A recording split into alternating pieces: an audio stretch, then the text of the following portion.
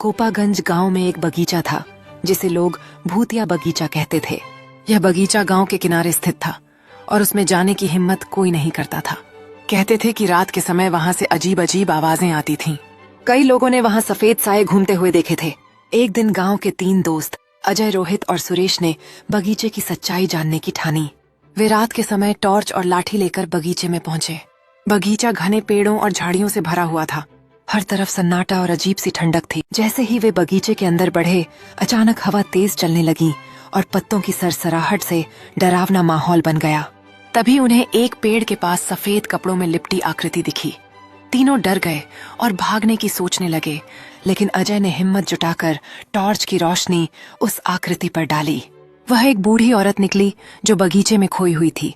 उसने बताया कि वह यहाँ सालों पहले अपने परिवार के साथ रहती थी, लेकिन परिवार के बिछड़ने के बाद वह अकेली रह गई थी। अजय ने उसकी पीठ पर एक सहारा देने वाले हाथ रखा और कहा कि वह उनके साथ गांव चले। रोहित और सुरेश भी आगे बढ़े और आश्वासन भरे भाव के साथ उसकी सहायता करने के लिए तैयार हो गए। जैसे जैसे वे उस डरावने बगीचे से बाहर निकलते हैं, चांद की रोशनी उनके रास्ते को रोशन करती है। दूर में गांव के हल्के प्रकाश चमकने लगते हैं, जो नई आशा और शुरुआत का प्रतीक बनते हैं।